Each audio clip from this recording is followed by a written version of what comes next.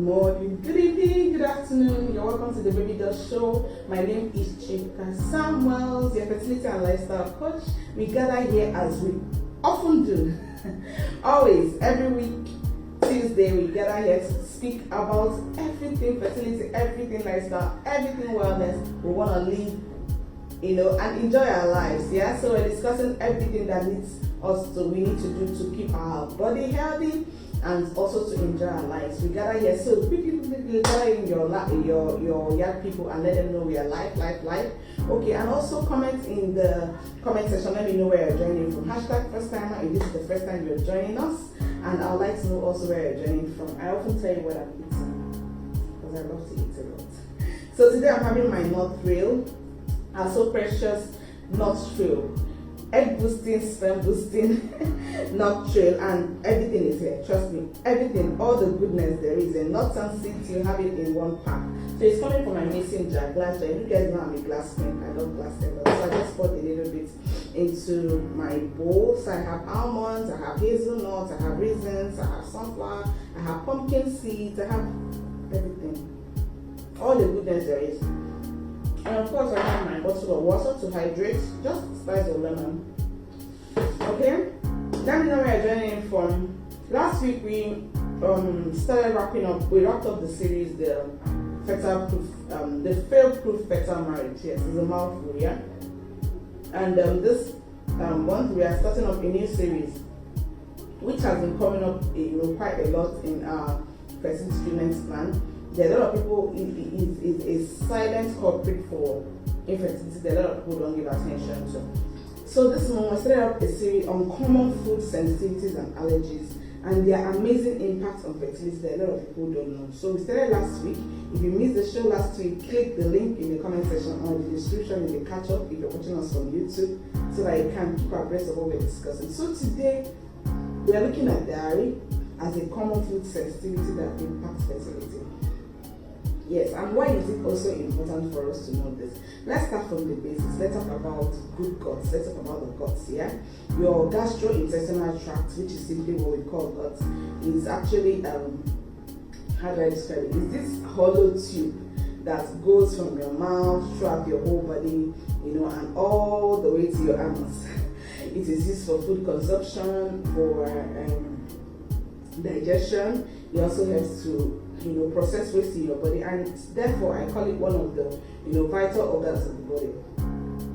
But we have learned this in our basic biology, and but there is a lot more than what we have learned in basic biology, than what we're going to be discussing about the guts, because it's a very vital organ, and I found that a lot of people don't really give it attention. Actually, I was amazed to learn that we have about 100 trillion bacteria. Yes, that much living in our guts, which means that we have, like 10 times more bacterial cells than human cells in our entire body. It was an amazing discovery for me. So these bacteria live in symbiosis, in unison with our body, because, through the process of evolution, they have come to be integrated into our system. They are now part of us. We cohabit together. So the collection of these microorganisms that inhabit our body, generally don't cause diseases. They don't cause a problem unless there's a sort of imbalance. Okay, so the gut, the microbiota, is actually regarded as a separate and long forgotten organ of the body, and it's been in discovery, right now, because people are really getting, actually with their immune system. It helps to regulate your metabolism, how quickly you lose weight, and to keep your digestive system in order. So in other words, this means that if you have a good gut, it helps you not only to fade away sicknesses, but also to recover fast if you do, and helps you to maintain an ideal weight.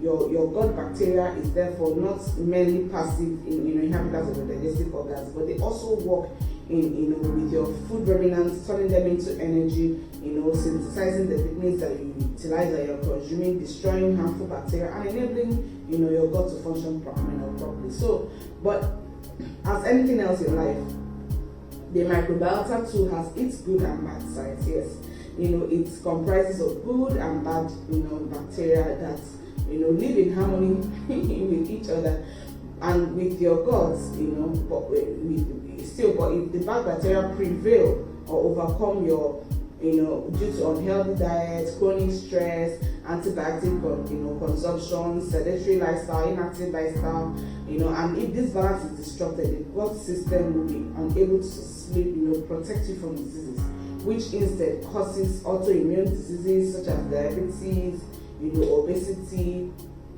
infertility, arthritis, and even cancer.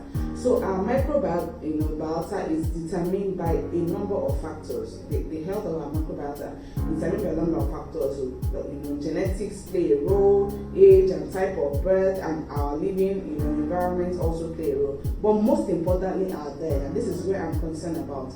This is why people often say that your health comes from your mouth, what you eat, right? That is from the food that you eat. Our diet determines which gut bacteria will dominate, whether our immune system will be strong enough to fight off different kinds of diseases, or whether our guts will function properly to process waste effectively, thus eliminating excess weight in your body.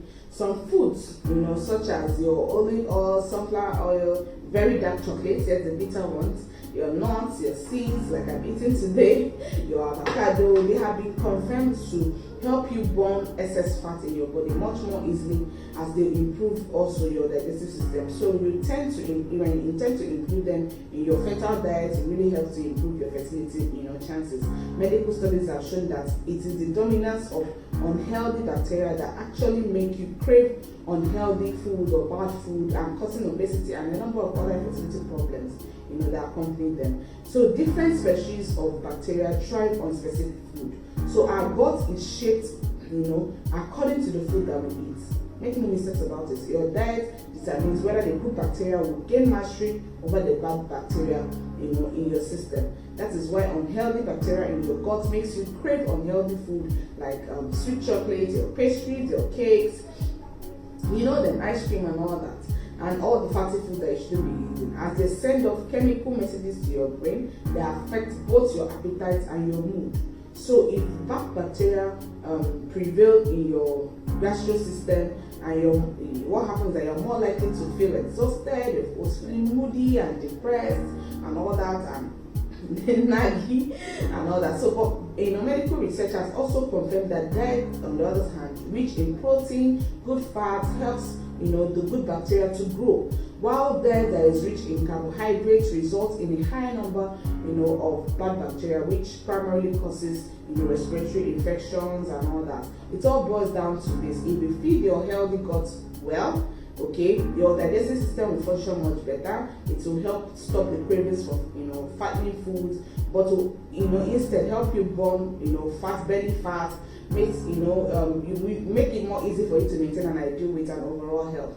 And when it comes to women also, the midsection problem that we often complain about is as a result of the wrong bacteria that thrives. Because also I find that our digestive system squeeze through our reproductive organ in a smaller abdomen. So the excess gas and food is more apparent for the with female belly than for the male. So the female digestive system is also more burdened because of this hormonal shifts during menstruation, pregnancy, and menopause, which is why having a healthy gut may be more important for women. Yes, regardless your gender, your genetics, exposure to stress, way of life, or lifestyle, determine your gut, flora, your gut health, and you can maintain and restore your healthy microbiota by eating food that are good for your gastro system and abandoning those ones that you shouldn't be eating, which we also are going to be talking about in this series. So we're talking common food sensitivities and allergies that you may not know that are impacting your fertility. And today we are picking on dairy. Do you know the high intake of low-fat dairy foods have been proven to increase the risk of ovulatory illnesses? Yes, ovulatory related infertility. While as intake of high good fat dairy foods may decrease this risk. Although calcium is an essential nutrient for strong bones, optimal sperm, good quality eggs, dairy isn't the only option when it comes to getting enough calcium. You may ask, how am I gonna get cow milk substitutes? For those of you struggling with a substitute for milk, every time when we mention cows, people are thinking milk. There are several homemade nut milks that you can make. They're so easy to make, and they are somewhat nicer than the one you buy in your stores. Trust me, I find even commercial, maybe almond, nut milk in particular, very bitter and unpleasant. And you should also be avoiding anything that is in a Tetra pack or a can. Okay, so try this instead. Let me tell you how I simply make my almond nuts. Just soak 1 cup of raw, maybe half of this, cup of raw almonds in plenty of filtered water, and a big pinch of salt, for about 24 hours, and let it sit and change the water halfway. Okay, so you drain away the soaked water and rinse again. Then you the soaked almonds, you blend it with at least 1 liter of filtered water for a minute on high speed, very good blender. Strain through a nut milk bag or a fine cloth and squeeze gently. So you refrigerate and consume within 3 days. And if you won't get through 1 liter of milk in 3 days, you can have the recipe that I just described. Very simple way to make your almond milk. You can do the same with your cashew or macadamia nuts. Just soak 1 cup of cashew for about 3 to 4 hours. If it's your macadamia nuts, they don't require soaking. So you blend either with 1 liter of water, as I've talked about. Many people don't bother straining these 2 types of milk, as the fiber content is minimal compared to almond. So if you want a more smoother, milk, then you can strain them. But cashew can go off quickly, So try and consume in 1 to 2 days. Yeah. So milk can be made richer or thinner by either altering the nuts or your water ratio. Flavors like vanilla, ensure that it's all natural, can be added. The soaking of the nuts makes them easier to blend. That's why I recommend that. Really, makes it easier to blend. But most importantly, it makes them also easier for your body to digest them by removing most of the enzyme inhibitors that contain in nuts. For a simpler but unsoaked option, you can simply blend your raw nuts into water and a handful of your nuts into water, butter them into a smoothie and use the water as a liquid by soaking the nuts in the water overnight. The phytic acid that is removed therefore is what makes the nuts activated when you're consuming them. Humans can digest that acid, and then it inhibits mineral absorption in your body, minerals like zinc, iron that's contained in your food. So it's very important that you soak your nuts before you use them. You may be asking, what if I don't have time to do all these blends? And if you want to remove cow milk, how do you get calcium into your body? There are lots of other milk alternatives that can give you sources of calcium as dairy alternatives for calcium. You have your sesame seed that has some hair. You have your chia seed that make a lot of my puddings from it. You have your fresh fishes, your croaker, your sardine. You have your almond nuts raw, flax seed, your goji berries, your dandelion leaves raw, your garlic raw, your kale, your greens, your parsley, your spinach cooked, your broccoli cooked, your hazelnuts raw, like I'm eating your Pikachu raw. These are all nuts, and these are all good sources of calcium. Okay, let me tell you why dairy is not good for you, especially if you're inflamed or that's struggling with either PCOS, ovarian cysts, or fibroids. Dairy is highly inflammatory, it's acid forming, and it doesn't just impact your immune system, it also plays a role in your reproductive and metabolic hormonal balances and triggers, your genetic it also triggers this thing. So you may have long-term adverse effects on your health and your fertility.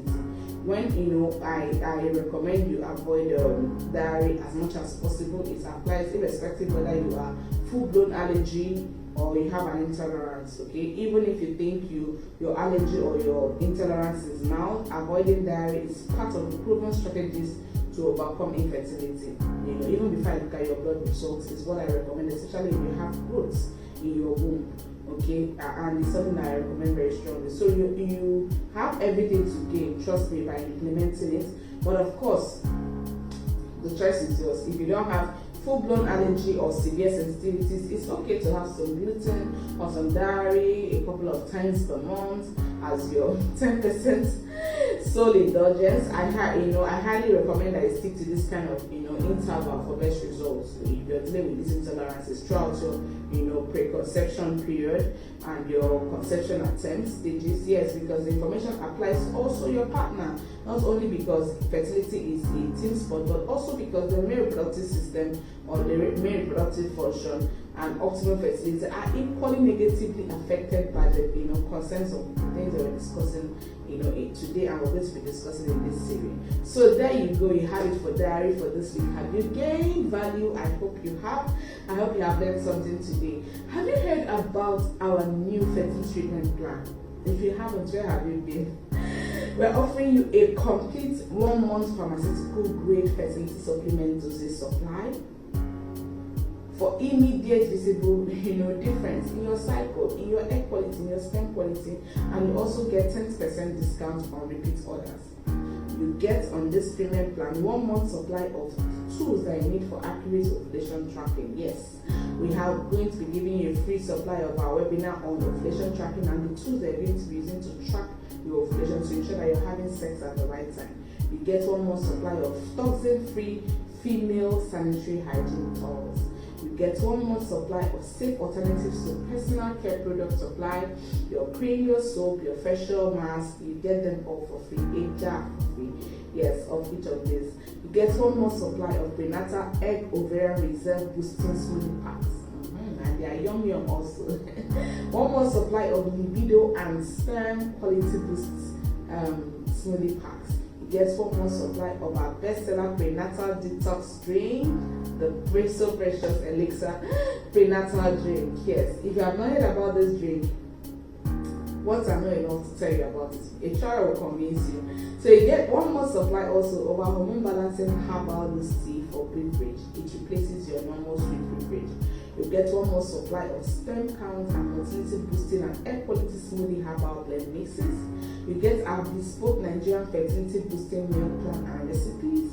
You also get to get support for your healthy and affordable, healthy shopping guide. We guide you to ensure that you're not using your money to buy poison. You get do it yourself virtual healthy kitchen makeover from us. Yay! You also get free copies of the 2 so precious best-selling fertility books, all in 4 weeks. I'm telling you, this treatment plan is a game changer. If you have questions, please comment in the comment section below, and I'm going to be coming right there to answer your questions and to engage with you. Till we meet next Tuesday, keep living healthy and keep giving the world your best.